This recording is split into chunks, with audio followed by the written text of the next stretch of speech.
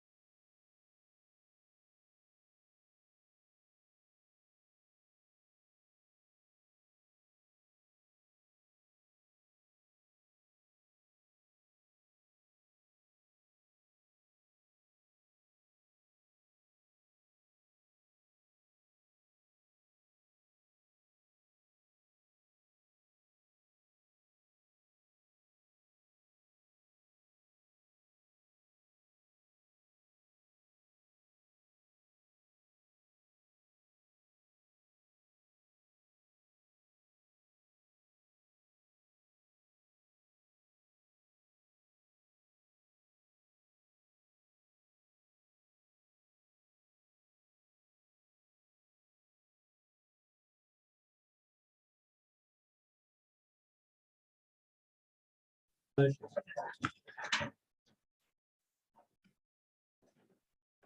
said that.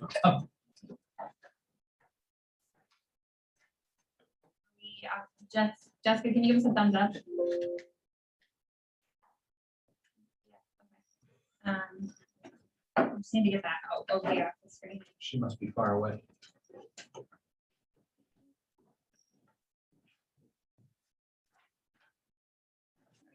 Okay. We're good. I have the door that keeps us safe. Nobody can charge us. All right, we're at 6:31. Let's go ahead and call this meeting to order. Rise for the pledge of allegiance, please. I pledge allegiance to the flag of the United States of America, and to the republic for which it stands, one nation, under God, indivisible, with liberty and justice for all.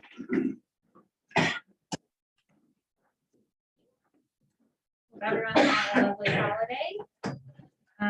Tonight we have 4 counselors present and Jessica is joining us via Zoom. So for all motions and votes, we'll do a roll call. First order of business, approval of minutes from our last meeting. I move to accept the minutes of December 14th, I guess following your lead on that. Are there any suggested? Okay. I have a correction. Yeah, Okay. go for it. On page 2, new business, number 2, it shows Mr. James and Miss Cook opposed. It was me and Miss Cook that were opposed. Good catch, yeah. And that was all. Anyone else have any other comments on the minutes? No? Okay. I would move to accept the town council meeting minutes of December 14th, 2021 as presented. Second. Good motion and a second. All those in favor, Jeff, Aye, yes. John, Aye. Jack, Aye. Jessica. Aye. Votes yes, motion passes 5-0. Thank you. Moving on, we have a treasurer's warrant dated December 23rd in the amount of $232,083.19. I move to sign the treasurer's warrant in the amount of $232,083.19 dated December 23rd, 2021. Second. The motion and a second. Any discussion? All those in favor, Jeff, Aye. John, Aye. Jessica. Aye. Mary votes yes, motion passes 5-0. Thank you. All right, up next, we have reports and correspondence. We have Representative Tiffany Roberts here tonight, so I will let you take the show. So you can hear me. Thank you, Madam Chair, Yes. members of the council. Mr. Pellerin, nice to meet you finally. Nice to meet you, Jeff. For the record, I'm representing Tiffany Roberts of 35 Buttonwood Road in South Berwick. I represent House District 6, which is the majority of North Berwick and South Berwick. Most of you already know that, but that's. So we are about to enter into our second regular session up in Augusta, which is an emergency session, and the deadline has passed for legislation to be put in.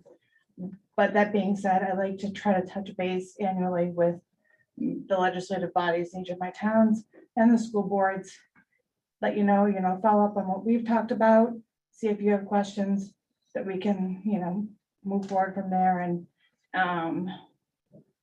so I thank you for your time. I'm just going to do a quick run through of like follow-ups and what I'm hearing from around, and then throw it back to you guys if that works. Okay. So to follow up from when we met last year, the concerns I heard were requests were to get the ballot boxes permanent, and to get the clerk the extended time permanent for counting the absentee ballots. I put the legislation in. I was not the only one. There were multiple. So it ended up getting put into an omnibus. And as I'm sure you all saw with the municipal elections, it's law now. So that was done. The other request or kind of, inquiry was the municipalities having some kind of revenue sharing on marijuana sales. So I put in a bill. That's what we do, I guess. We couldn't do anything with medical marijuana. So I put it in for 5% back to municipalities on adult use, because it's what we could do. Passed through committee, got a snag on the floor, went back to committee, we carried it over, hoping it'll go through. Where it doesn't apply to us right now, it may someday. And at least it's gonna give some money back to municipalities to ease some of the burden that it might be causing. As you know, we passed a pretty big ARPA spending bill. I'm not gonna go through it all because you guys get the Maine town and city, like we all do, I think. What I would like to bring up to all of you is with the municipality ARPA funds, I have heard that there's talk about maybe doing some broadband work. I just wanted to bring to your attention that in my time in the legislature, I've been working with Connect Maine and residents in town to bring broadband to underserved roads in our town that don't have it. The criteria is you have to have so many houses and or a child in K through 12. So we brought out just actually to the Goves residents on their street last month. So that it does leave at least a handful, half a dozen that I know of roads that do not have broadband and do not qualify under Connect Maine. So if that's a discussion that the town would like to have, if that's the direction you move, I know of at least some, and I'm sure there are more, but I just wanted to bring that to your attention. And sorry to meet the ARPA funds is the COVID money sort of. Yes, Okay. yes, yes. Which in broadband is one of the approved uses for it. So I just wanted the town to be aware that, we have been through the state connecting some roads, but we have to meet certain criteria and some of them just don't meet it. I don't have roads off the top of my head, but I could easily shoot them over to whoever wanted them. Excuse me, Tiffany, but I have a follow-up on that. Okay.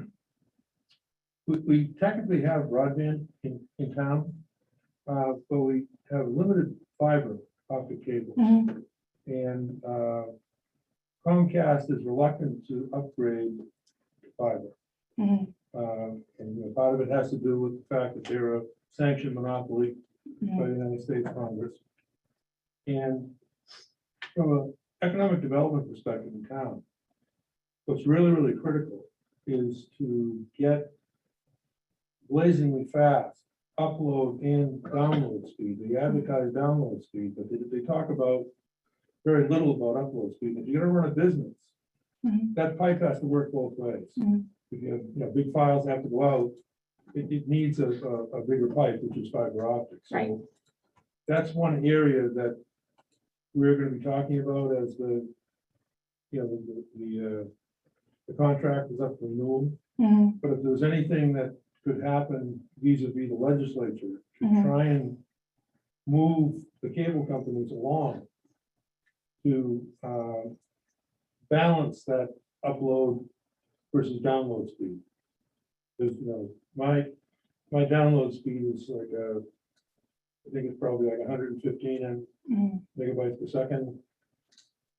Upload, it's like 4. Right. So, Right. that's just a ongoing thing, Okay. as far as business development, town, and economic development. Mhm.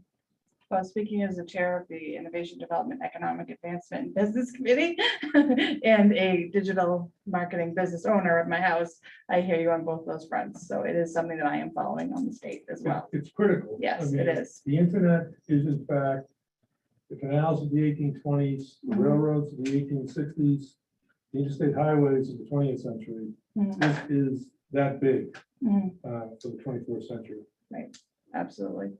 If I hear of anything, any updates, I will report back. Absolutely. But then there's, Ken, we haven't talked about this, but then there's the application of those funds, maybe working in conjunction with our cable provider to allocate funds, available funds, Correct. putting with prioritization, all the rest of that, Right. towards upgrades in selected areas that would perhaps bump up, the attractiveness of the sites in town. Thank you. Sure. So in meeting over in North Berwick, we pass a lot of bills, a lot of laws. Every time that gavel goes down, a law changes. So it's hard to keep up with. A lot of things affect everyone, some things affect a few. So what I'm hearing right now and what I'm wondering from you guys is I'm hearing that there are issues with the tiny home bill and the wording in it that they're running into with the planning board and zoning. And I'm hearing EMS issues in regards to reimbursement rates and recruitment efforts. And how sustainable is it? And what the model here is. But those are what I'm hearing are the local hot button issues. So I'm kind of looking to you guys as to what are the hot button issues here that you're seeing? So, may I, Madam Chair? So one of the issues for us, for EMS, Tiffany, is, Mhm. so we contract service to York Ambulance. Yeah. And they're housed in the station, and they go out on calls, and I talked to the fire chief at nauseam about this already. The problem we're running into is when the EMS model, correct, is not sustainable because they want to put paramedics on their trucks to a paramedic level. There's not enough. So now what happens is when they don't have a paramedic or they're understaffed and there's a call, they're paging the fire department out more often to go assist them. Henceforth, the problem now becomes our fire department budget starts throwing up because instead of doing 350 fire calls, we're now doing 350 fire calls and another 200 EMS runs on top of it. Which is now, when you have a call volunteer service, you start burning out the members because, especially in the daytime, when York Ambulance needs help, and then what they're doing is they're paging ahead of time. So they're paging as they're leaving the door. Just knowing that, well, there's only 2 of us on and we need staffing help right off. So instead of the part of this bill is gonna have to be what we're hoping from the legislature, instead of it being that the resolve is paging the municipal fire department and upping our budget, is figuring out a way to fix the EMS system and staffing levels and however that. And part of that has been because of COVID. There's so many calls with COVID, it's overrunning the system. So, there are multiple bills in each kind of trying to tackle a different aspect of it. What I can tell you for sure is I have one coming before my committee on the 11th, which is a recruitment effort bill to incentivize. So I would encourage you to speak to, our rescue yeah, and have them come testify. We need people. Because Yeah. we have a proposal before us. I have got a proposal from the North Berwick EMS Chief Barker of, what they would like to see, what they think they could entice people to come with. So I would, spread the word far and wide. There are at least 4 EMS bills out there. right. So show up, tell us what you need. We know it's a problem. We just want to hear Yeah. what would work in your town, so we can try to find a somewhere in the middle solution.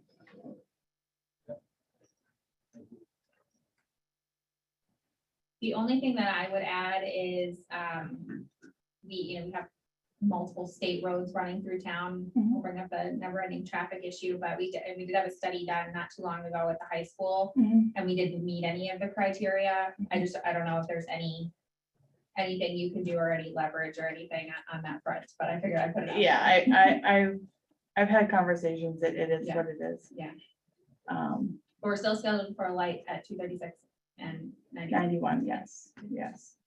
And, also, don't be afraid to throw people to me. If you get emails or you get calls and it's state related and it's not local. We have legislative liaisons in every department at the state that are there just for us to answer our constituents' questions, help us fill our needs. So if you get a state related question, don't feel like you gotta punt it, just throw them to me. I get them all the time. I mean, I probably get 120 emails a week that are constituent based solely. Okay. So don't be afraid to use me as a resource either. You're going on speed dial, just saying. Yeah, Is that off? We'll take a note of She's that. gonna be on speed dial. You're tired of hearing from Tim and South Berwick. Well, just like with all the traffic issues, I was getting emails daily about it, or the road question. So I just sent it off to DOT and said, what's going on with every and all intersection in South Berwick? Mhm. And it took 3 days maybe, and I got everything back. So, don't forget I'm here as a state resource. I mean, because I'll be honest, I punt people to you guys. I say, that's not me, that's local. So, Any of the other counselors, Jessica, anything you want to add? I know how to reach her if I need something. Yeah. Well, would be remiss if we didn't mention the continuing effort to fully fund revenue sharing at the 5% level. Mhm. It's Yeah. a huge thing for our local taxes, and the whole reason that the set aside was there to create those taxes was to Mhm. reduce the burden on local property taxes, and Mhm. previous administrations have given us shirk with that. And so continue the efforts to keep that fully funded because of the difference here. So we're there now and we're at 55% with education, and the goal is to keep it there. Unless, like you said, another administration decides not to. That's been the goal. And it will continue to be the standard as long as we can keep it that way. I think everyone here knows how to get a hold of me. Thank you. Thank you. Thanks for coming in. Yeah, thanks. All right, our next item under reports and correspondence, I think I kind of intended this to be under unfinished business or new business, but it doesn't really matter. No, it's all good. Doesn't really matter. I think we can address it now. So just to set this up a little bit, so the Southern Maine SMPDC, I never remember the acronym, Southern Maine Planning and Development Commission, thank you. They have been trying to organize some local towns in Southern Maine to put together this local climate action planning cohort.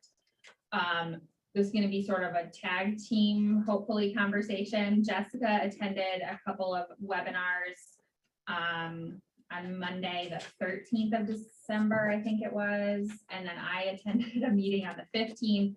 So I think between the two of us, we have some information to pull together here, and just wanted to bring it to the board and see what our appetite is as far as moving forward with this. Just to start out for myself, I did sit in on a Zoom meeting on Wednesday, the 15th, where they talked about this, and I will totally own up to the fact that I was multitasking and I was also doing my job at the same time, but I was listening into kind of understanding resources, dollars, time commitments, those types of things. Whereas Jessica, I don't know if you have anything to add from what you listened in on as far as like what the actual kind of effort entails. Absolutely. So I attended 2 web conferences for the Community Resilience Partnership through the Governor's Office of Policy, Innovation and Future on December 14th. Through grants and technical assistance, the Community Reliance Partnership assists communities to reduce carbon emissions, transition to clean energy, and to become more resilient through climate change effects. Each community is limited to 1 application per grant round to make sure that the funds are available throughout the state. And these applications can either be directly from the community to the state or through a group. The active enrolling will be viewed as each community being individually enrolled, even if we elect to use a service provider like SMPDC. Once communities are enrolled in this partnership program, they can participate either in individual action grants or in community grants. There are 2 options. One is a no-match grant for 1 or more activities on a list of 72 community actions that will align with the governor's Maine Won't Wait program. These can be as simple as replacing replacing lights for more efficient usage. So they're lower value. And then there's option number 2 is grants for other communities, grants for other community identified climate action priorities to support capacity building, planning, implementation of clean energy, emissions reductions, and community resilience projects. The second option requires a 10% local match. So the partnership will allow for more than one project to be applied for in a single grant application, but towns may not submit multiple grant applications during a same period. There will be 2 grant rounds per year. One's going to be March 22nd and then September 25th in 2022. The awards will be capped at $50,000 for individual communities and $100,000 for multi-community proposals. Service providers like SMPDC are being asked to recruit towns as part of this program, and we do not need a service provider to enroll for the program, but the governor's office does realize that there are some communities that need assistance in getting up to speed because it does require a number of different steps and bandwidth essentially for communities to take advantage of the grants. They do anticipate communities who have already done some of the legwork to get in on this first round, and communities who have not done this kind of legwork will be more likely to apply towards the fall. So that's kind of what I have. I'm happy to share a link with the slide deck that we can include in future correspondence. But again, I sat in this as seeing it through more of a direct application from Southburg to the state. Thanks, Jessica. And I think my understanding of the kind of partnership with SMPDC is they would sort of be like the liaison or kind of organization to help us through this. Like you said, that what did you say the state would have, like we could have somebody sort of help us along with this, and SMPDC more or less would is well, if we're interested, would be willing to help us with this. Now there are you talked about there's a number of grants and stuff that I think SMPDC would sort of facilitate the application process for. But regardless, if we were to engage in this in the near future, there is a $50,000 dollar amount associated with doing that, as well as a somewhat substantial time commitment from the administration. That's one question that I asked specifically with SMPDC was, you know, what are we talking about from a time commitment? Because we've got a lot of other things that we have to get done in the next little bit. And they said about 10 to 15 hours or so a month at like a minimum. And so what SMPDC is looking for from us, hopefully I can get back to them in the next couple of days. They're just looking, if you guys had seen in the supporting docs, they're looking for us to just answer these questions. They sent out a survey. So basically, first question is our community seriously interested in participating in a local climate action planning cohort with SMPDC? What time frame works for us? Where are we at from a budget standpoint? And would we be interested in having SMPDC help us with some of those grants? And so I think that's kind of like the decision point that we are at right now, that I'd like for us to discuss. Well, the big fish here, from my perspective, is the proposed budget of $50,000 per community. And the second, probably as big a fish, is the time commitment by staff. We're booked. We don't have a planner. And I just don't know where those hours are going to come from. Given what we did on our things to do planning session with the with Tim and Jennifer. It seems like a lot of money. And my inclination, and again, it's like being against apple pie and ice cream. You know, these are real worthwhile kind of programs. But there's and Southborough has led many of these things with the sustainability grants and things like that. We took it over and Kittery failed on it, and we got a bunch of money out there for folks. But I see the $50,000 as a major hurdle. And I also see the time commitment as a really a non-starter.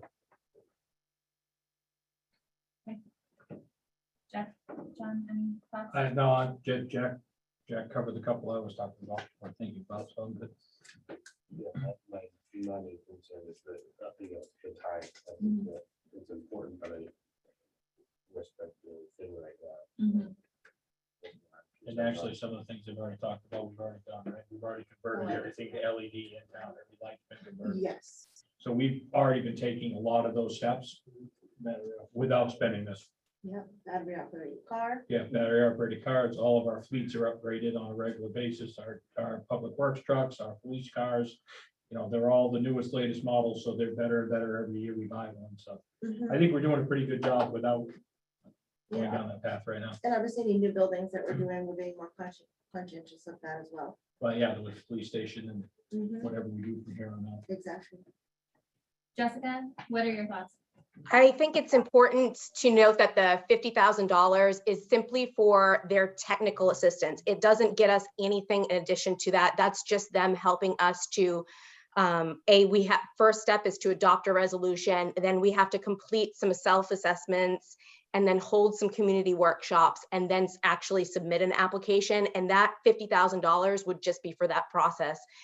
My feeling is that if we can look at that list of 72 items and potentially just get some low-hanging fruit, yes, we're doing a good job, but if we can take advantage of some of the other options that are out there that won't take up potentially as much capacity at the moment where we're tapped, I think that's, being proactive, making incremental steps and continuing to take incremental steps towards our future, and also not leaving opportunities on the table. So my inclination is that we would move directly with the state if we intend on moving forward.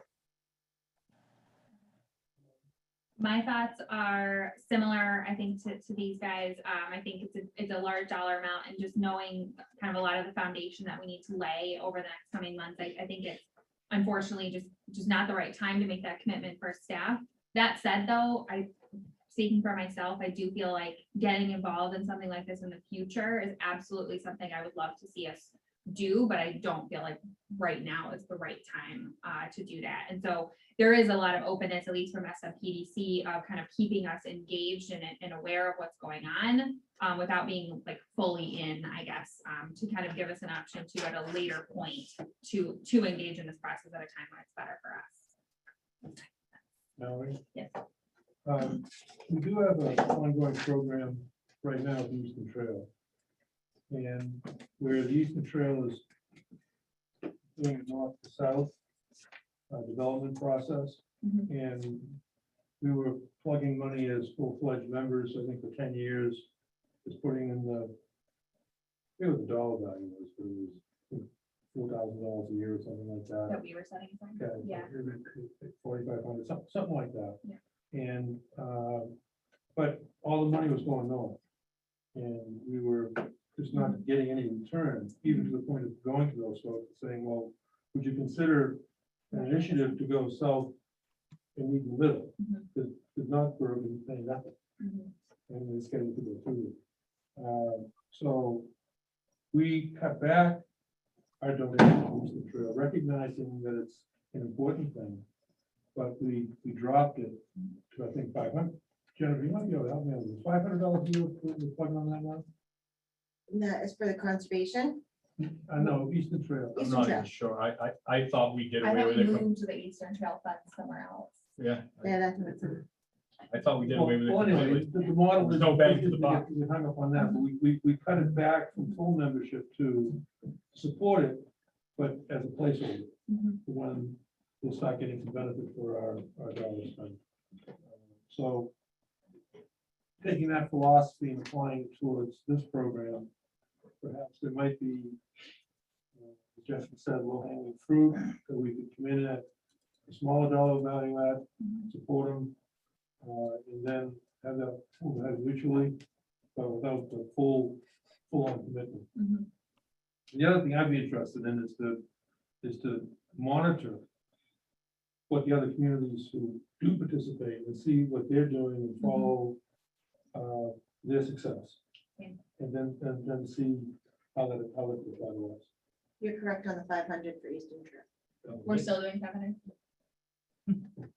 All right, so I would like to offer up a motion on this topic, just so we do have something in writing, for our minutes going forward. The motion would be that the town of South Berwick is opting to not move forward with the local climate action planning cohort with SMPDC right now, but are interested in, at some point in the future, in engaging with them. So moved. Second. All right, have a motion and a second. Any discussion? Just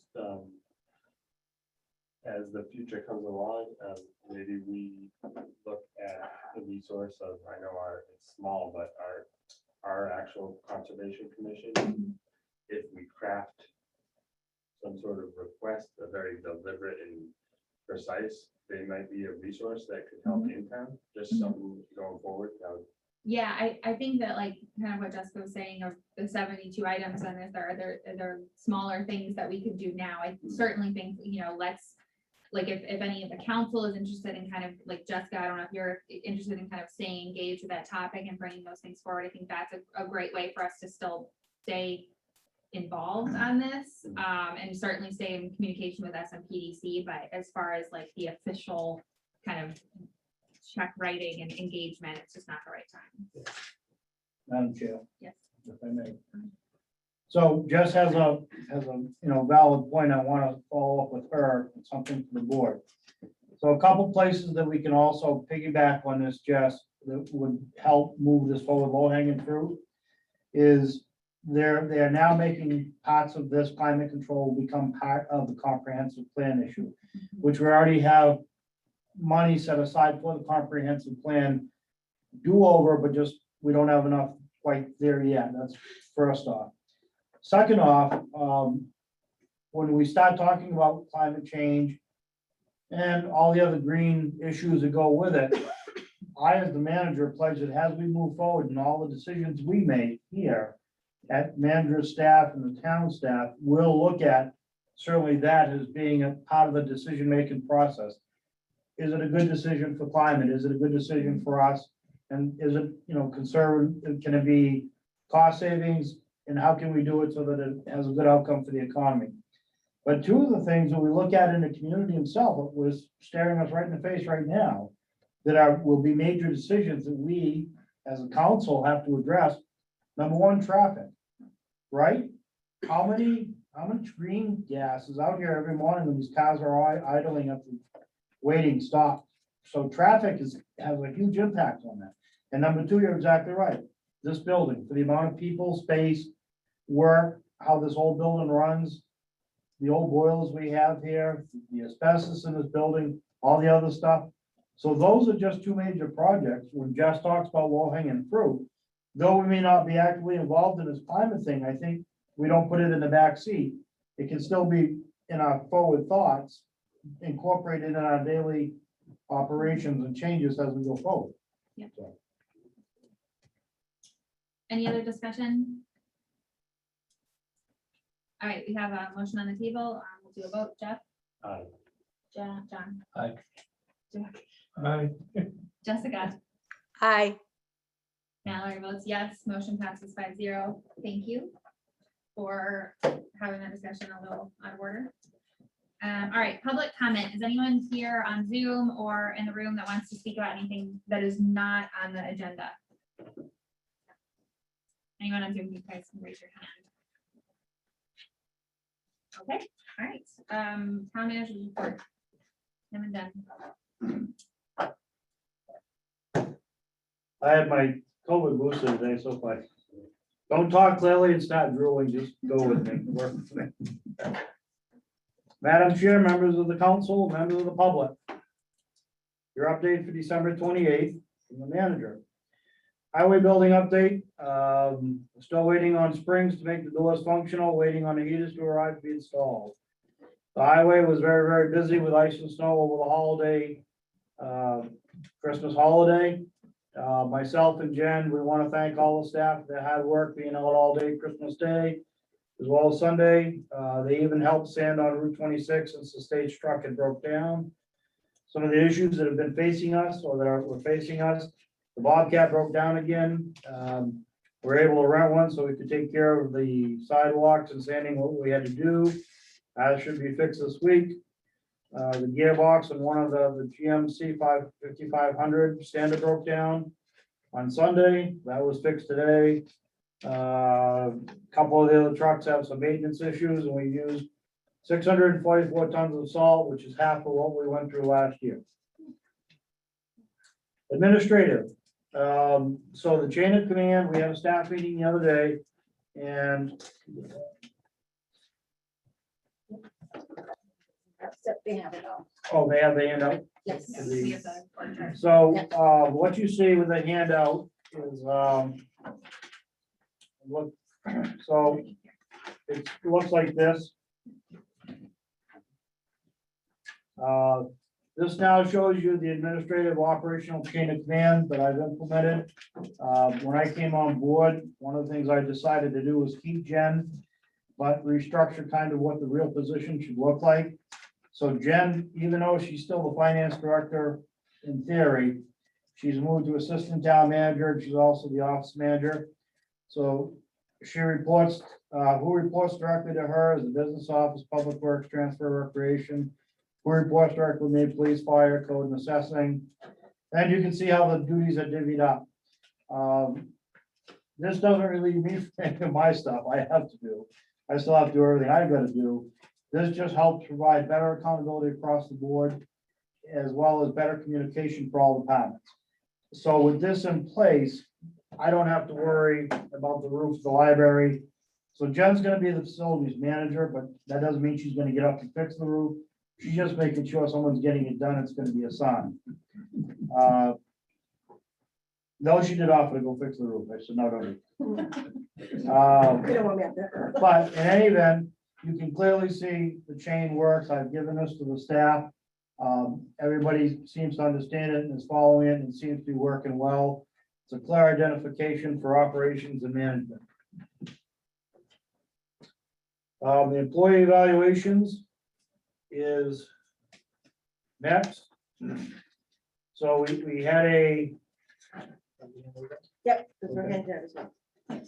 So, this is the evaluation form. I've used this in other places I've worked. Pretty simple. I went over this the other day at the staff meeting. The deadline's January 17th. 21st. 21st. I've explained to the department heads how it's gonna work. Explained each one of them that they'll give their employees a blank one, have the employees fill out, give it back to the department head. The department head will take that, do their own, because lots of times, as we know, employees rate themselves harder. Then give their employees their evaluations.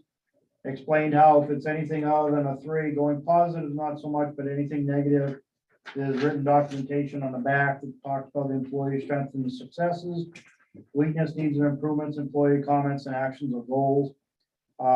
We're gonna get started. We're doing it for the calendar year of 21.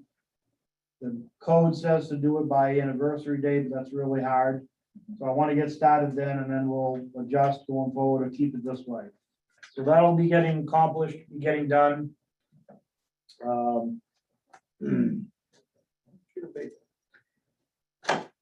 We set out the budget review schedule. You have that in front of you.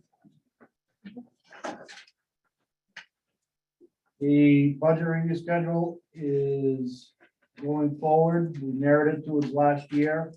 There'll be several public hearings as well as a town meeting that will be on your agenda in January for you to vote on and approve, so we can move forward with that. not all of these may need it to be done, but we'll advertise them that way. So that if we do run over, we'll have the option of having them. If we don't, we just cancel them. I'd rather have more than less. So, we worked hard, and I want to appreciate the staff from Jen and Barbara helping me put the dates together to make sure that we're in compliance with all the regulations and laws. So that's going forward with that.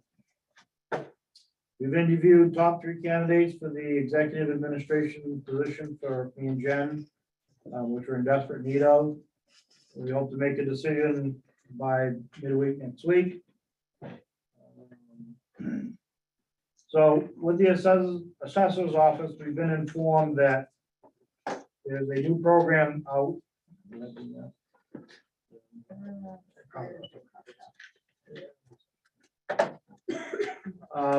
It's a deferred taxation program where the state will, the state's gonna pay for taxes for, it's called homestead taxation referral program. And what it's gonna be is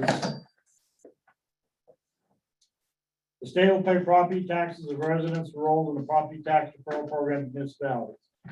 The state will recapture the taxes paid plus interest when the property is sold or the owner dies. The property tax referral application is for tax base to complete and file with the assessor. Applications have to be filed between January 1, April 1. Assessors must verify certain items on the applications and forward the applications to Maine Revenue Service within 30 days of receipt. Programs is need-based, requires the applicant to be receiving homestead exemption and income asset has income asset limits. Maine Revenue Service will determine the eligibility and notify the assessor of accounts that qualify for deferral. So that means they'll get the applications here. I have a couple of questions. I met with Werner. What happens if by the time somebody files an application, then that 30 days goes through and the state files and says, okay, we'll cover that. If there's accrued interest on the account, how are we gonna handle that? Is the state gonna incorporate that? Because that will be different on the amount of the application. So I have her asking a couple of questions. She was waiting to get that back. We'll get the applications. We will make them available here and get them posted. There's just a lot of open-ended questions with this program that we're not sure of yet. So it sounds like a good program, something coming out of the state with COVID money, I think.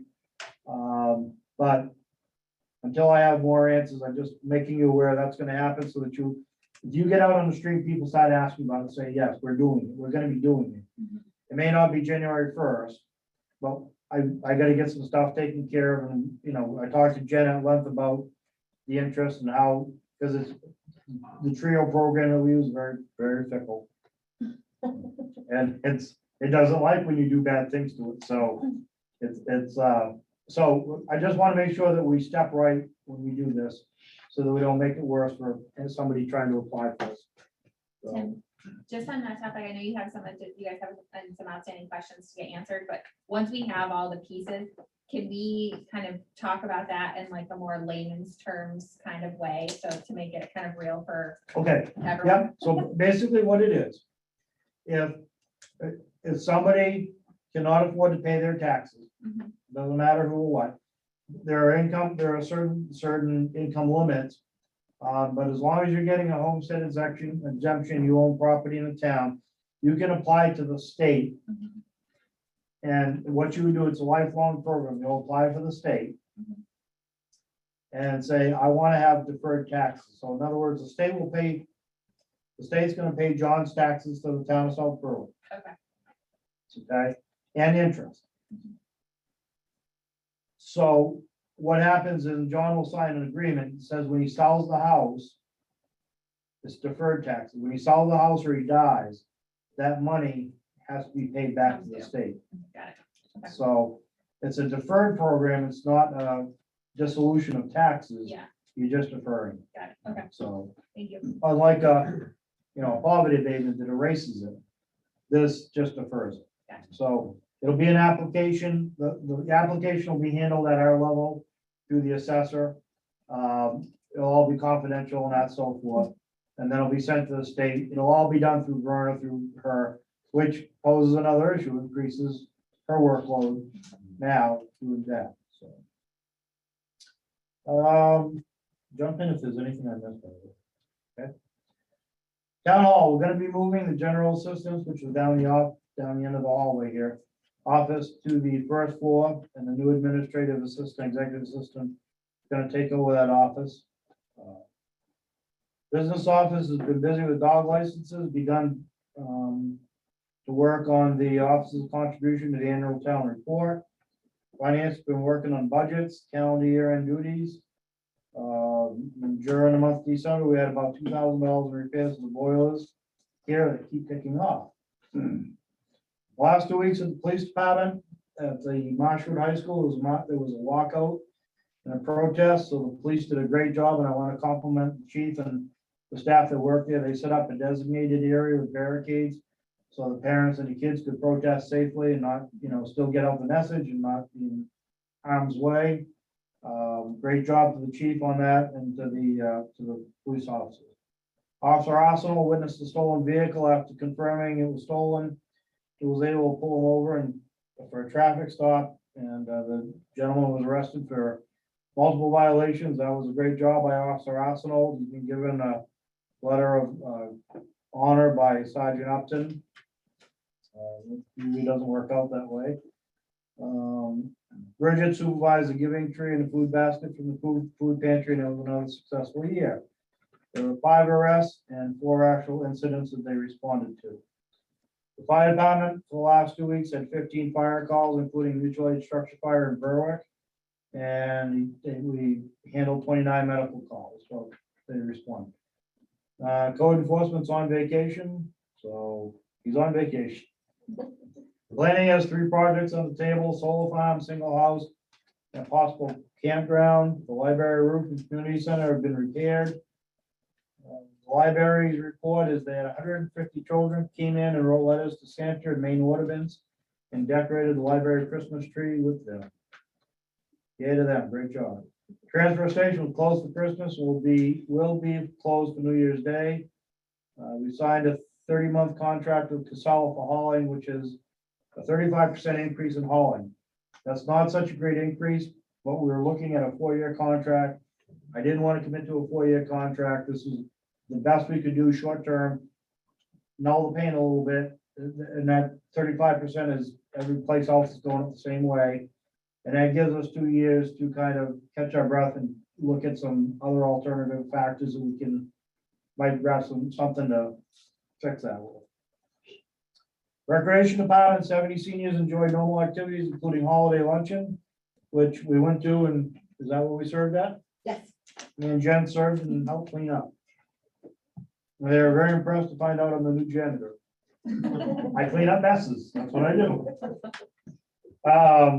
And also we attended Sharon's retirement party, and Jack, thank you for coming, it was nice to see you there. They have ski trip plans with some good attendance. The new assistant director starting after the new year, and there'll be some shifting of duties with Sharon's retirement. Powerhouse is ready to open, and we just need a little more snow.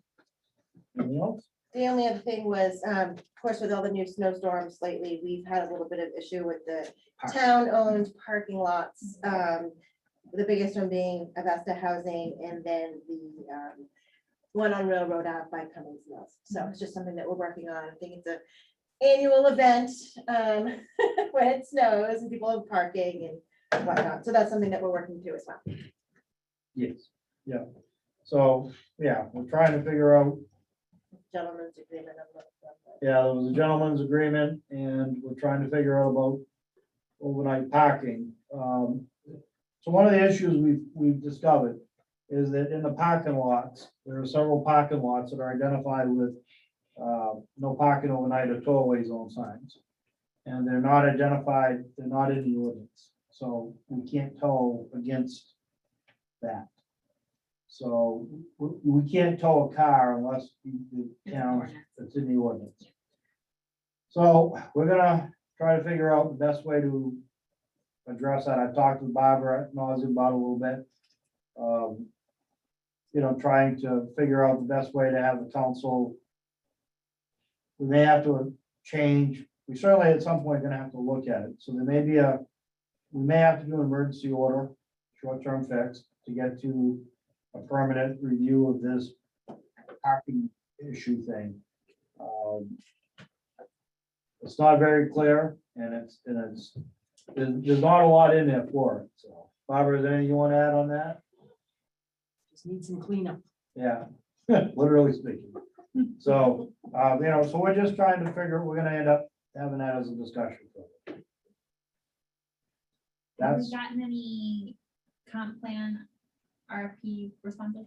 We had a lady call last week and she had a question about the full scope for phase one. Okay. So what we said to her was, it literally says just go by what's on the census, but then the whole scope of everything is a lot more than what's just on the census. Mhm. So I told her to give a quote for both. Gotcha. And then that we can see the whole picture. and then based on, it wasn't on your agenda, but, so I'll have that on the next agenda. We'll come back and we'll look at, well, when does the RFP close? I believe it's January 7th or 10th. Yeah. So if it's, whenever the next council meeting is after that, we'll put that back on the agenda. We'll have a discussion marching forward about where does that fall into, what do we want to do with it? It's certainly important, and we can talk about where it's gonna be funded and how to, is it gonna be a whole section or what it's gonna be, partial section? So before we go away, on the annual employee performance appraisal, Yes, sir. are we gonna have a mid-year? No, it'll just be, once a year. Okay. So if not, if you're not doing your job, there's accountability. There's just, It's just, it's 12 months. Sometimes a mid-year is nice to let somebody know they're slipping, and it gives them that 6 months to see if they're gonna be a good fit. That's all. It's so, a lot more labor intensive, just a question. yeah, I hadn't planned on it. And so the other piece you missed is, so what I've done with the employees, I explained that, in a nutshell, we're all adults, do your jobs, do them well, my expectations. And, I think we have a good team here, and it's just, we know what we gotta do. And I think the employees are doing it, they're doing a good job. And if somebody steps from that, my expectations, the supervisors will supervise the employees and fix it. And if they don't, then I'll fix the supervisor. It's all good, your house, just a Yep, So- question. that's where we're at with that, but I'm confident, with the staffing I've met, that we're in a good place. Can solve some of the problems before we get here, so. You're welcome. Any other questions for the manager or staff, for me, or? Jeff, Yes, sir. In the snow removal piece, we discussed very briefly Avesta. Is that just as a description of where there's a problem, or is it a problem with the 28 spaces of the town lease with Avesta? That piece of it is actually going well with 28 spaces. The only problem is all the other spaces are getting filled by other people. Therefore, they were parking all in the middle, they would plow around the edge and then they'd park all on the outside and they'd clean up the middle. Or vice versa. Yeah. They have nowhere to go because all the other parking spaces are filled. So they're good, and we've been Okay. working with Vesta. Okay, So, cool. Yep, So, right, and some of that is people parking there extra overnight who don't want investor housing. And, stuff like that, so. The issue becomes, well, can we tow the cars? Well, we can't because we didn't, it's not I in. got that part. I just wanted to make sure that Yeah, there's not an issue, or There- just to clarify if there is an issue with Avesta. they're doing everything No, they can they're for doing sure. that's what I have, thank you. what's that? Thank you. All right, unfinished business number 1, active duty military resident excise exemption ordinance. So just to recap for everybody, in our last meeting, just pull the minutes really quick. All right, in our last meeting, Ryan, who's here tonight, brought this to our attention, sent us a couple of emails about this issue, and the council voted unanimously to put this on our agenda for this evening. So here we are. First, I would say, is there anyone from the public who would like to speak on this topic? All right, so I guess the topic that's on the table is, do we as South Berwick want to pursue enacting an active duty military resident excise exemption ordinance for the town of South Berwick? I did a little bit of research on this with Ryan's help. He pointed us to some local towns that had current ordinances. My opinion is if we decided as a council we wanted to pursue this, why reinvent the wheel? I think we could really easily steal, for lack of a better word, language from another town. So any discussion or thoughts on this? I think it's something, I think it's a no-brainer. I think we ought to do it. And if we could liberate or borrow from another town to make our life easy, I'm all for doing the homework to get it done. I think we owe them that much. Okay, so then I guess I'll put forth a motion on this. So I make a motion that I will draft an ordinance to address this topic that I'll bring to our next meeting. Second. We have a motion and a second. All those in favor, Jeff, Aye. John, Yes. Jack, Aye. Jessica? Aye.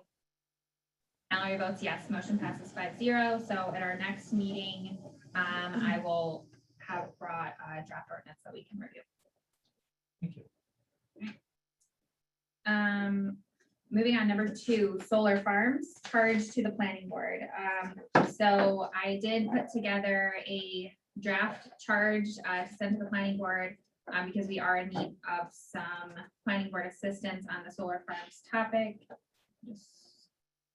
Our supporting documents are huge today because of that climate packet.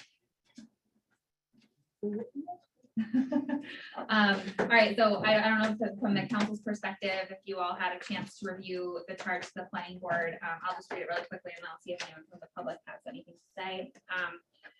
The town council requests assistance from the planning board of ready performance standards for solar farms. We'd like to ensure that the following items are addressed and trust the planning board to address in the way they see fit: glare mitigation, view disruption, property value impacts, the decommissioning process, any new definitions and any necessary amendments. And we also cited a few resources that might be helpful in developing a solar farm ordinance. An article from Maine Conservation, finding the right places to site solar. Another article from Maine Audubon, model site plan regulations and conditional use permits to support solar energy systems in Maine municipalities. And an article from the Redmond Winchell Law Firm, municipal regulation of solar power in Maine. Anyone from the public have any thoughts on anything they want to say about solar farms? Okay. If I may, Madam Chair. Yes. You may want to include a date only because it expires in March 27th. So if you're going to adopt an ordinance before this expires, if you don't do it as an emergency, you have to adopt it by February 22nd Thank you for. for the 30-day period. So you may want to give the planning board a specific date. Great suggestion.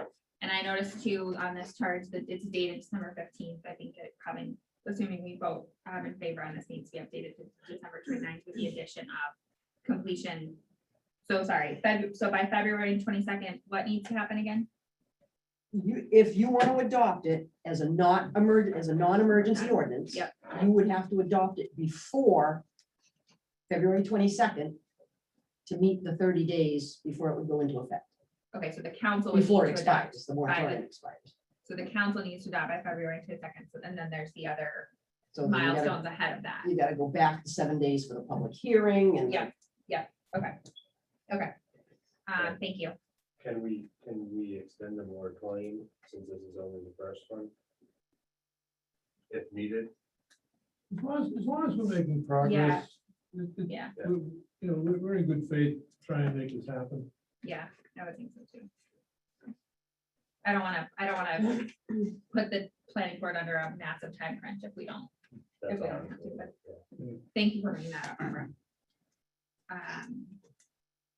All right, so a motion is in order. We'll make a motion.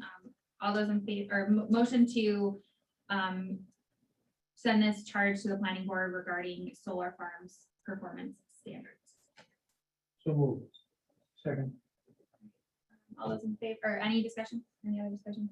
Just a question as to how, having been on the planning board, I know a lot of conversation ended up being about sensitive wildlife and land. And I know the conservation commission, many people were concerned about that.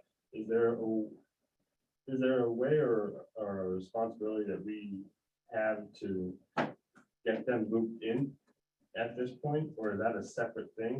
I'm not sure how that would typically work. Madam Chair, Yeah, please. the planning board at their discretion can reach out, whatever, resources that are appropriate. They choose to improve the conservation commission, then we can work out those arrangements. They're not limited. Sure. to- And to we be as a- like sequestered on this, they can reach out. wherever they want. Okay. And. Okay, that makes sense. I'm just trying to think, the board's doing a lot of changeover as well, and there'll be some growing pains there, so. I think if I could suggest to our charge, we listed out all of those items that we'd like them to address. I think conservation impacts could be something we add to that list. Okay. Yeah, I feel like it's a crucial point, especially in our town, that should be deliberately looked at, that's all.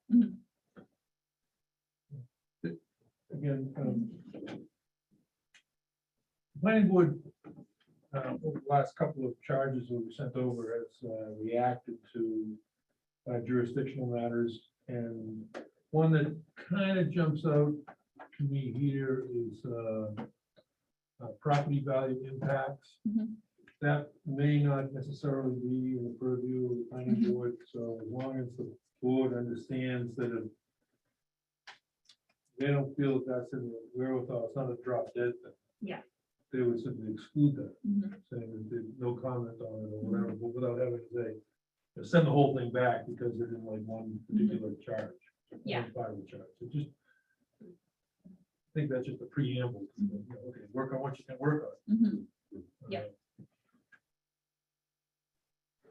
All right, so we will modify this with the appropriate date, December 29th. I'm assuming we'll add the conservation impacts to the list, as well as the date of February 22nd, or pending a moratorium extension to this. So keep me honest, do we need to amend the motion and second and stuff again? Yes. So the amended motion would include date December 28th, item number 7, which would be conservation impacts, as well as a timeline associated with February 22nd, or an extension of the moratorium. Is that your motion? That is my motion. A second. All those in favor, Jeff, Aye. John, Aye. Jessica, Aye. Lauren votes yes. Motion passes 5-0. Was that a clear enough motion? You see, so what you need to do. Yeah. Vote on the amendment. The amendment itself is a motion change. Yeah. Then, once you make that amendment, that change, you vote on the motion, the actual motion then. Okay, so we need to have another vote. So now you need to have a vote. That vote assumably was the motion change. To Amendment. Okay. Now you need to vote on, read that motion with its entirety, you have to read it. Mhm. That's what you need to vote on. Now you need to vote on the motion. Thank you. So now I will offer up a motion to sign to sign and distribute the amended charge to the planning board regarding solar farms. Second. All those in favor, Jeff? Aye. John? Aye. Jack? Aye. Jessica? Aye. Larry votes yes. Motion passes 5-0. I will make those couple of changes to that document and send it over to Betsy, I guess now, because she is our vice chair. I'll send it to Amy to make sure she gets it first. There is a,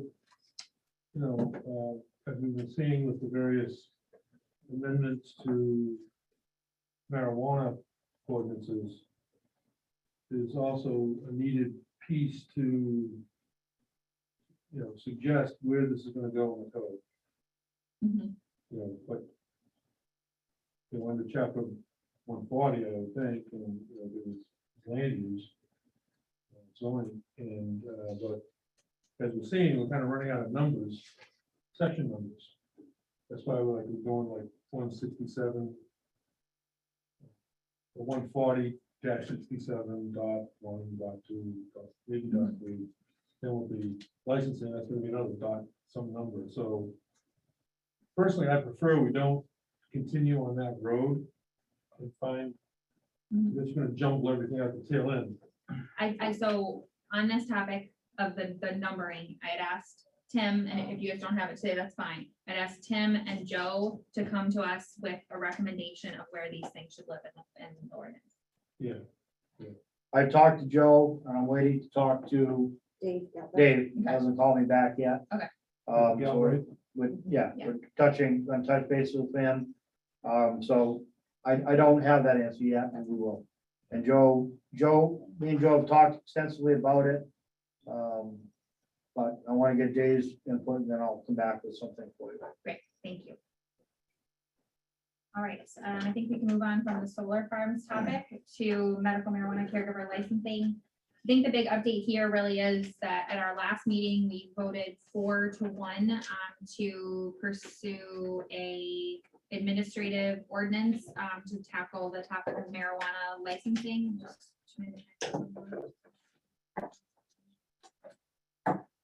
I voted 4-1 to craft a standalone ordinance dealing with medical marijuana caregiver licensing. And then I had a conversation with Tim and asked Tim and Joe and David Galbraith to come up with a recommendation to us as to where specifically that should live. So I think my suggestion is for this topic, we'll just table it for this evening and we'll discuss, bring it up at our next meeting. Does anyone have any other? Just technically, we're not gonna pay what that could kill it. Just no action taken. Yeah, no Yeah, no action. action taken. Thank you.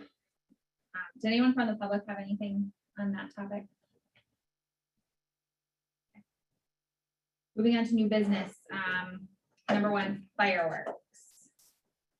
So just to provide a little bit of context for everyone, we received a complaint over the past couple of months from a resident regarding fireworks and the, I guess, debris that fell onto their property. And I felt like it was appropriate for us to bring this up as a discussion point. So is there anyone from the public that would like to speak on the topic of fireworks this evening?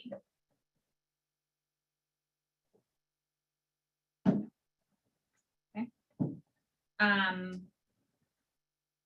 The council, what do you all think?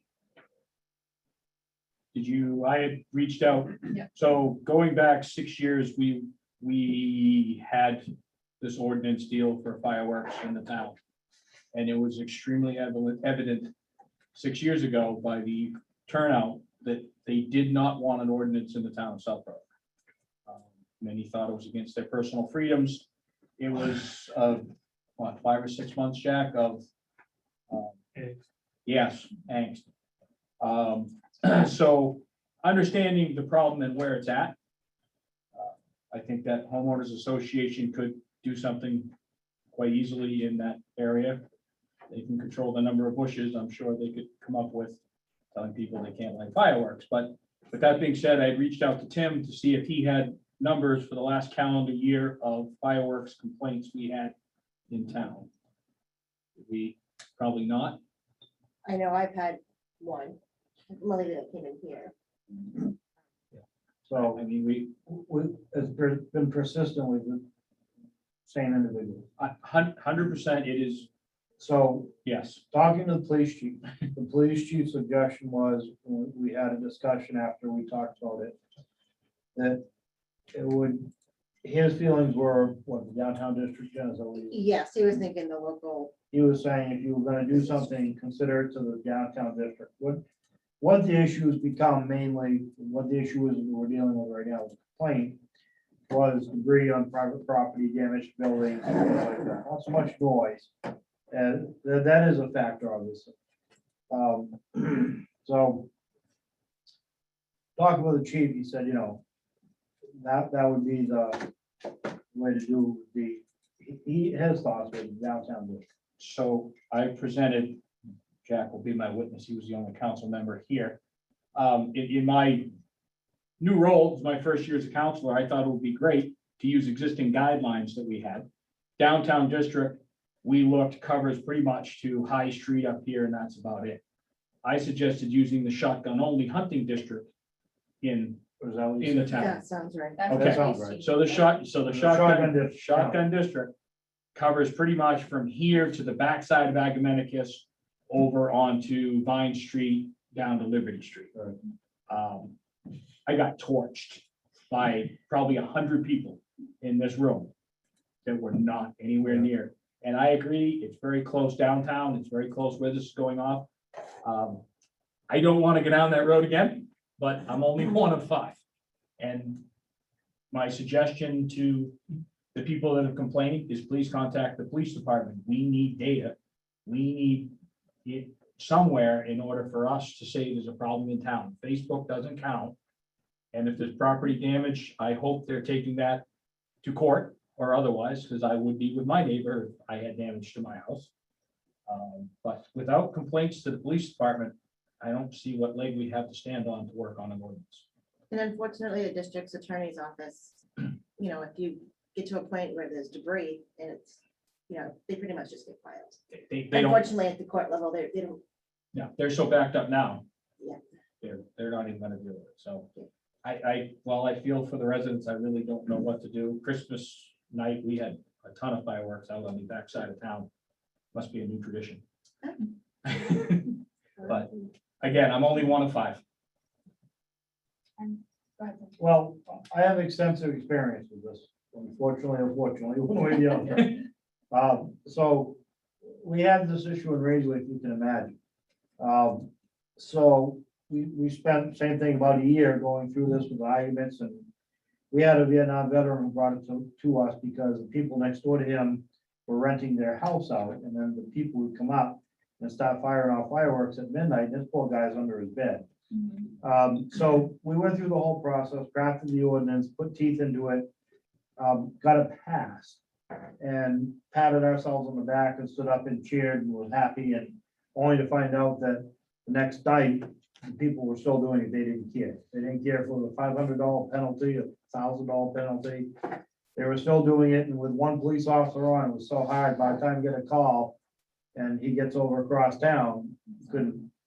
So I don't want to say it wasn't highly effective, but, you know, I mean, the individual took other steps to take care of it personally.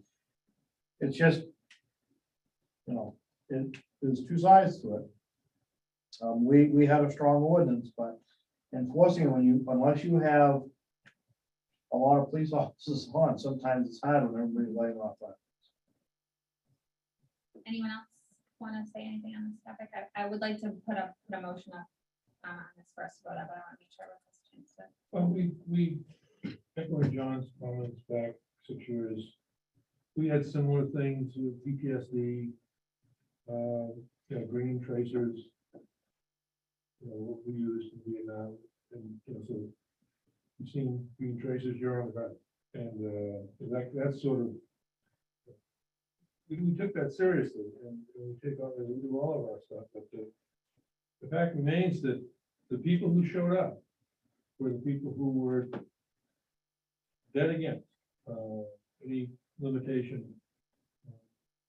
And again, we have to make a point of understanding I'll use the word arcane, hard to understand state of Maine laws regarding recreational fireworks, that's the term, or homeowner fireworks. Consumer fireworks. Consumer versus commercial. Yep. And the different licensing involved, and so there's a lot of layers to that onion. And from my perspective, back then, I said, okay, if we're gonna do this, if we're gonna go down this road and do all this work, there's gonna have to be, it's not gonna come from council initiative. That effort was a council initiative back then. It's gonna have to come from the public.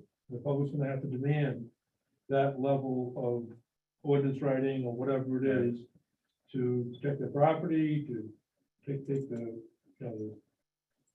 earplugs out, or whatever the problem is. And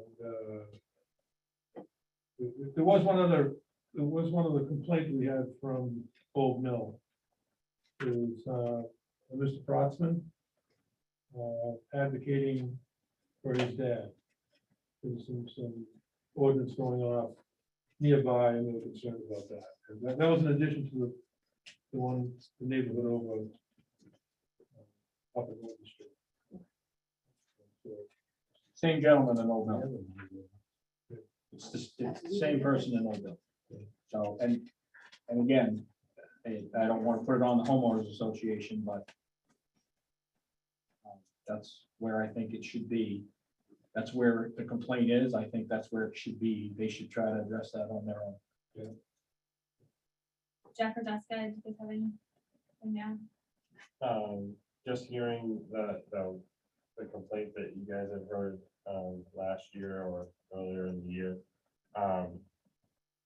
That people are impacted negatively by it, but I think that's part of life, I guess, with every two sides to everything. So I think my thinking towards it is where my concern is. I appreciate what you said, John, because I really am data driven too. And I don't want to go hunting for a problem that the data doesn't say isn't there. Or on a majority for a majority of people. Where my concern lies is we just had a summer where we were all not using our water for most of the summer. That's my concern, especially in Aggie, we're close by, with downtown, very close by, historic houses, potentially a little tinder box. And I felt that the chief had a good point in saying if it were needed, if it was deemed needed, that would be the place to focus on. So it's also, not cutting you off, but it's also in Maine state law right now, that if there's a burn, if you can't have a campfire, you can't light off fireworks. It's already in the state law. There's times in the state law. There's days that you can do it longer in the state law, but there's also, it's covered in the state law that if there's a burn restriction on, you can't light fireworks. So if that gentleman was doing it during that time, it's $500 fine. It's right in. I was looking it up earlier to make sure. They changed the law around with LD 302, but it's in there that you can't do it during that time.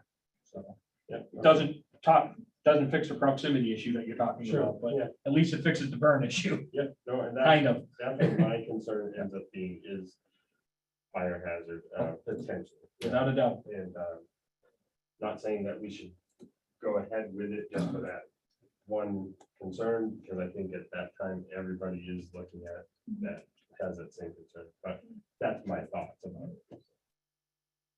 Jessica, you got anything? Nothing. I agree with the data-driven piece. I think that a good suggestion is to report these things to the police department, situations where the Maine state law is being broken, I guess. So I'm sort of of the same opinion. So what I would like to do though, just so it is on the record, since all of the prior fireworks discussions have all been under an old council, like to bring us into 2021 and put something on the record for this. So I'll just put forth a motion to pursue a fireworks ordinance for the town of South Berwick. Second. We have a motion and a second. All those in favor, Jeff? This is to make it. The motion is to pursue the ordinance, To pursue, to move forward. So no would be, no, Tricky. No. sorry, I'm not trying to confuse you. Jack, No. Jessica? Nay. Mallory votes no. Motion does not pass. The town of South Berwick will not be pursuing a fireworks ordinance at this time. Madam Chair. Yes. One another issue that relates to this. Okay. So in the end, the issue that I've had in the past where the failure of the ordinance didn't work very well, the success of the problem came also with the police department enforcing a noise ordinance. Because people were firing off fireworks consecutively. Within our noise ordinance, it was found that we could enforce that a lot easier. So the PD went up and started issuing tickets for noises issues. That became a better way to solve the problem because we already had it on the books. We do have a noise ordinance. I don't know, I haven't looked at it and see what it is. In the industrial zone only. Industrial law, okay. Yes, sir. But just food for thought down the road. That may be another avenue at another later date. We solved a lot of it with that, you know, it said, the unfortunate piece was before 10 o'clock, people would go crazy with the fireworks. After 10 o'clock, people, okay, Well, yeah, state law says 10 o'clock. yeah, right? 10 o'clock, 10 so, o'clock. So, yeah, so we did it with a noise. We've been down that road. Okay. And we found it's very difficult to objectively measure noise. You know, the property line, where you measure it. And then, you know, like on a Saturday, not evening, but at 10 o'clock on a Saturday morning, you know, closely developed neighborhood like Jeff lives in and I live in. It's like the small gas armies arrived, you know, trimmers, lawnmowers, chainsaws. Yeah. Blowers. Now, my neck of the woods where you've been, it's gunfire. Because we're all out My neighbor- practicing shooting. And it's all part of, and now, I can be out in my yard, and I can hear trucks, not 18-wheelers, but just jacked up trucks that are available right now, with straight pipe, it seems. I can hear them go all the way from downtown, all the way through, down, you know, Main Street, up the hill by Cummings, and away to New Hampshire. And you can just kind of go, there they go. And it's a takeaway, because one of the things that I thought was really terrific about moving to South Berwick from Portsmouth in 1983, now Portsmouth has highways that go through town, they just kind of chopped it all up. And it was so quiet here. And now that's not the case, and I think that's a tragedy. But again, when you start getting into decibels and things like that, we found, and talk to Joe about it, because, you know, he's tried. Yeah. And it's just a very, very difficult thing to objectively quantify. All right, thank you all for entertaining that topic. Next action on Jeff's resignation from the planning board and the conservation commission. Jeff previously had served on both the planning board and the conservation commission, but since he was elected to the town council, he cannot serve on all of the boards in town, so he has to resign. So it's more of a formality than anything, so. I move to accept Jeffrey Minahan's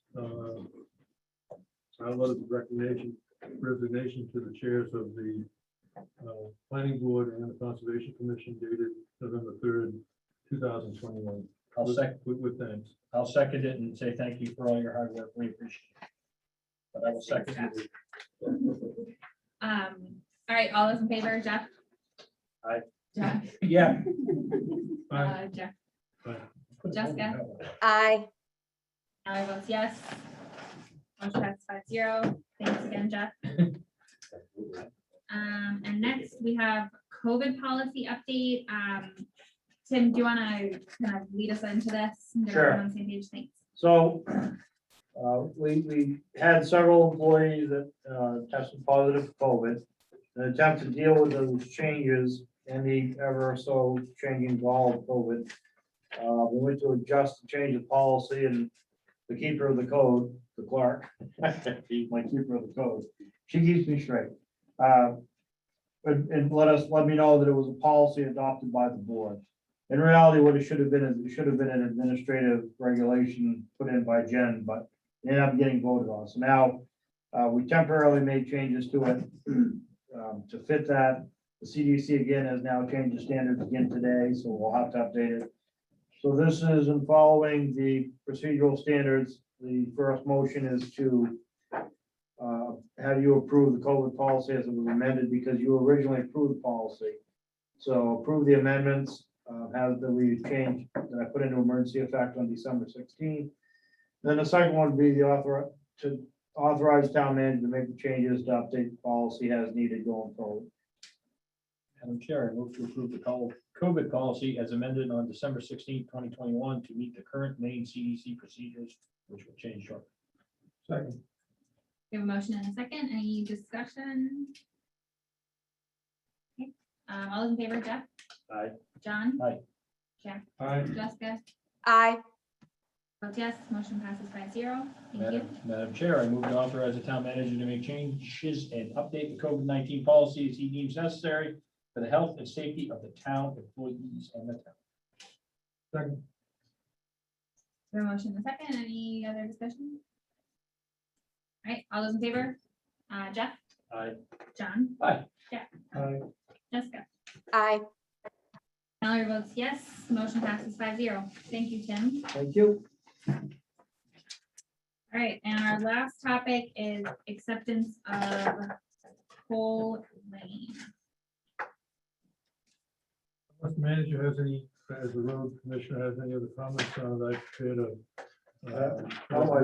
Madam Chair, members of the council, I submitted to you my report that says I reviewed all three of the sole consultants' reports that they submitted. We just discussed it with code enforcement, got a letter of completion from him. All documents appear in order. I submitted them to you for your considerations, and I'm recommending accepting the road. Madam Chair, Go ahead, Jeff. regarding town council acceptance of Cole Lane as a town road.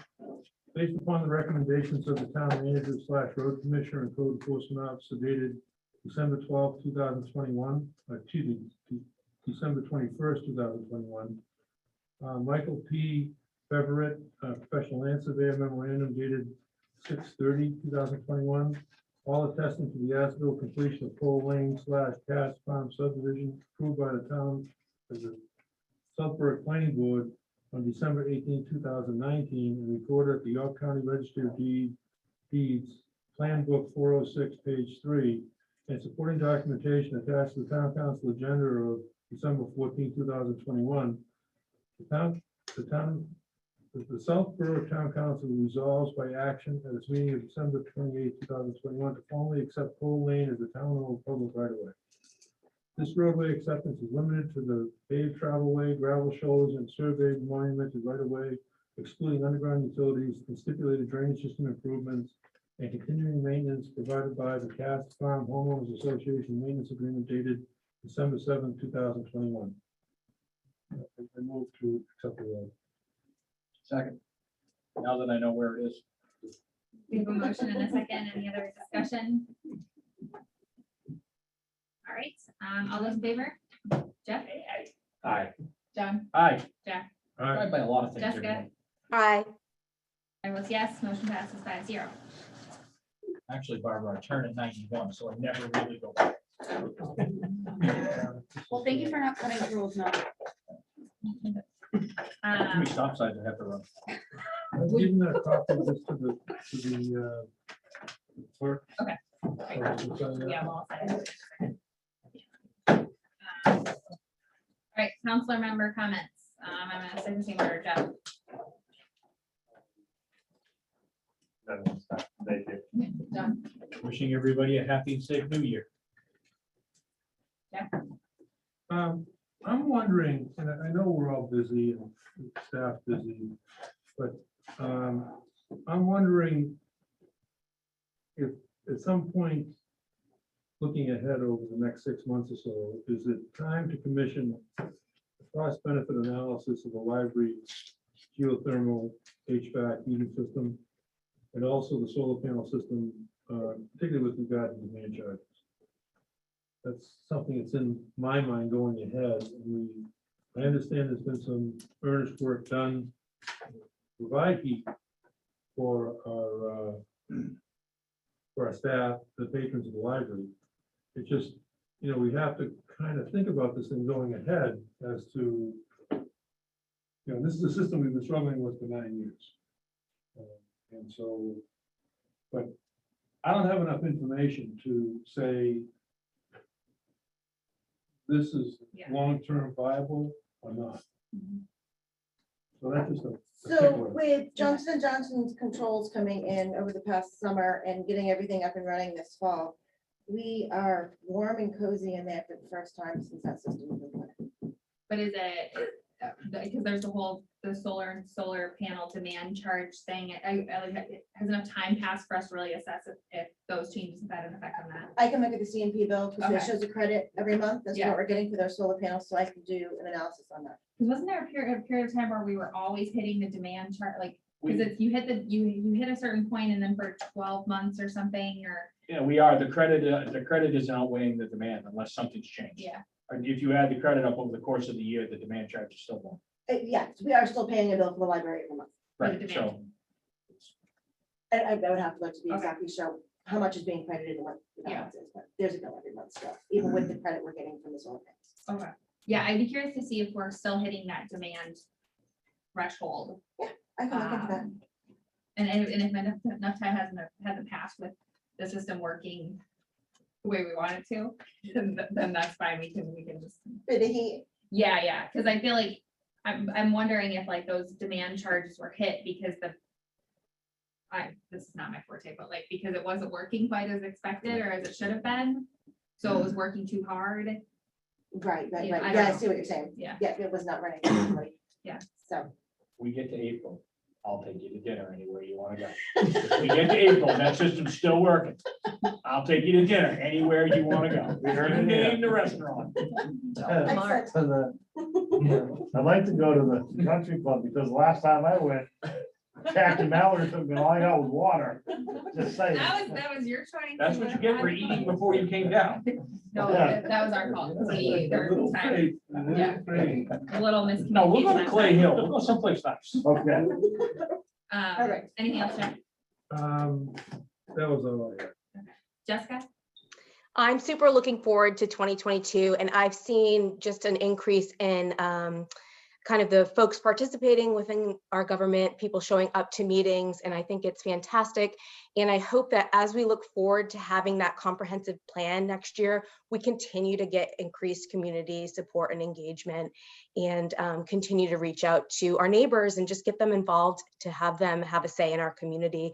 I also would like to put onto the agenda at some point to adopt a commitment, resolution of commitment to the governor's community resilience partnership. That initial step would allow us to move forward, either applying individually or through Southern Maine Planning and Development Commission. That would be our first step that we have to take as a council. So let's kind of put that further into 2022. Thanks. And all I have is just Happy New Year. That's it. Happy New Year. Happy New Year. John, Oh, good. motion to. Oh, yeah, sorry, jeez, I forgot. Mallory, motion to adjourn. Thank you. Second. All right, all those in favor, raise your hand. Meeting is adjourned. I forgot that one official business. All right. I'm that guy. Thank you everyone for being here tonight. Thank you. Right. Mallory. Yeah, we have to send a